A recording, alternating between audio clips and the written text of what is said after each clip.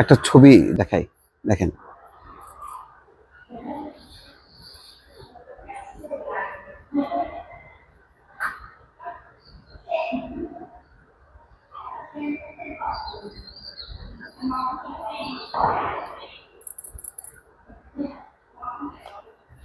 এই ছবিটা আমি বিশ্বাস করি যে জাতীয় শহীদ সেনা দিবস উপলক্ষে রাষ্ট্রপতির শ্রদ্ধা নিবেদন, এবং শুধু রাষ্ট্রপতি না, রাষ্ট্রপতি পাশে প্রধানমন্ত্রী তারেক রহমান, তারা দাঁড়িয়ে একযোগে শ্রদ্ধা নিবেদন করেছেন। এই দৃশ্যটা নিশ্চয়ই ডক্টর মোহাম্মদ ইউনূসের জন্য ভালো লাগবে না, কারণ ইতিমধ্যে বেশ কিছু যে খবরাখবর এসছে মানে ডক্টর মোহাম্মদ ইউনূস সম্পর্কে, এইটা তার জন্য কিন্তু বেশ বিব্রতকর।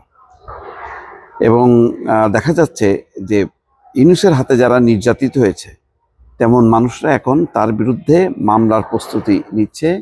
শেখ হাফিজুর রহমান কার্জন তিনি ঘোষণা দিয়েছেন যে ইউনূস সহ উপদেষ্টাদের বিরুদ্ধে 4টি অপরাধে মামলা করবে। শেখ হাফিজুর রহমান কার্জন বলেছেন ইতিমধ্যে একটা সংবাদ মাধ্যমকে তিনি সাক্ষাৎকারে বলেছেন, কারণ তাকে তারপরে মঞ্জুরুল আলম পান্না সহ বেশ কয়েকজনকে, আবু আলম মাহমুদ শহীদ খান, তাদেরকে আটক করা হয়েছে। একটা মবের শিকার হয়েছিলেন তারা, তাদেরকে প্রোটেকশন দেওয়ার বদলে তাদেরকে কারাগারে পাঠিয়েছিলেন। এখন এগুলোর কিন্তু হিসাব শুরু হবে। এবং দেখেন আজকে কি বলছেন, বিএনপি কি সন্তুষ্ট? বিএনপিও কিন্তু সন্তুষ্ট না তার ব্যাপারে। এটাও আজকে পরিষ্কার হয়েছে যে কি বলছে, আমি একটু বলি। যেমন দেখেন, ডক্টর ইউনূস চাইলেই সমাজে রাজনীতিতে বিভাজনগুলো কমাতে পারতেন, তিনি সেটা না করে বিভাজন বিভেদ বাড়িয়েছেন। এমনকি প্রথমেই বিএনপিকে ল্যাং মারার চেষ্টা করেছেন। খেয়াল করছেন কথাটা কত গুরুত্বপূর্ণ? আর মুসলিম লীগের সভাপতি অ্যাডভোকেট মহসিন রশিদ বলছেন, ডক্টর ইউনূসের কর্মকাণ্ড কেবল সংবিধান লঙ্ঘনই নয়, রাষ্ট্রদ্রোহের পর্যায়ে পড়ে, তার বিরুদ্ধে মামলা করব। আব্দুল তুষার কি বলছেন, যে ডক্টর ইউনূস কখনোই কোনো আইনের প্রতি শ্রদ্ধাশীল ছিলেন না, নিজের ইচ্ছামতো চালিয়েছেন, সংবিধান লঙ্ঘন করেছেন, ন্যূনতম শিষ্টাচার দেখাননি। সৈয়দা আফসিয়া পাপিয়া বিএনপি নেত্রী কি বলছেন, পৃথিবীর সমস্ত পানি দিয়ে ধুয়েও ডক্টর ইউনূস বলতে পারবেন না তিনি নিরপেক্ষ ছিলেন। তিনি আরও বলছেন যে রাষ্ট্রপতির সাথে অন্তর্বর্তী সরকারের আচরণ মর্মান্তিক, এতটা হিংস্র হতে পারে। তো এই সমস্ত কথাগুলো চলে যাচ্ছে ডক্টর মোহাম্মদ ইউনূসের বিরুদ্ধে। এবং ভাগ্যের কি নির্মম পরিহাস, যখন রাষ্ট্রপতি শাহাবুদ্দিন ক্ষমতায় ছিলেন রাষ্ট্রপতি, তখন ডক্টর মোহাম্মদ ইউনূসের আগমন ঘটে অন্তর্বর্তী সরকারের প্রধান হিসেবে। তারপর তিনি 18 মাস শাসন কাজ পরিচালনা করে তিনি বিদায় নিয়েছেন, কিন্তু রাষ্ট্রপতি শাহাবুদ্দিন থেকে গেছেন, তার মেয়াদ আরও 3 বছর আছে।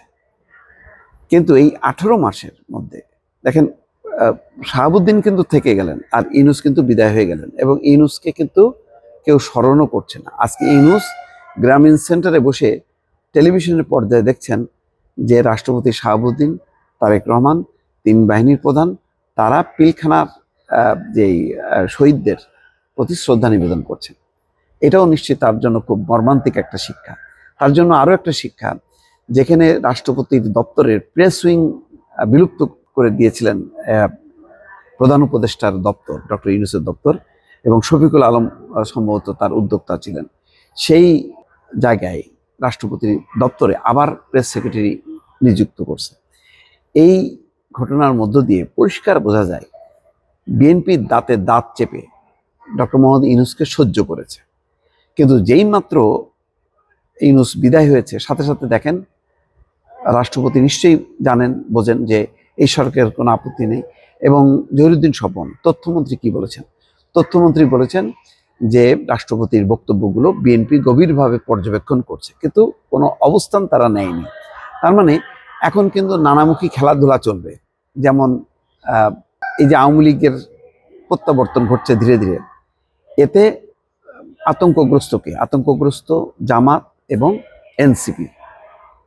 আবার ইউনূসও ভয় পাচ্ছেন এই কারণে যে এই যে তার সময় তিনি যতজনকে ভিকটিম করছেন তার সময় তারা কিন্তু এখন এই যে শেখ হাফিজুর রহমান কার্জন বলছেন, অন্যান্যরাও বলছেন, এমনকি বিএনপি নেত্রীরাও বলছেন যে ডক্টর ইউনূস তার সংবিধান অনুযায়ী আইনের প্রতি শ্রদ্ধাশীল ছিলেন না। তিনি শুধু তার নিজের স্বার্থ দেখেছেন। তিনি হতে চেয়েছিলেন রাষ্ট্রপতি, এক নম্বর ব্যক্তি, এবং তার আশেপাশে কেউ থাকবে না।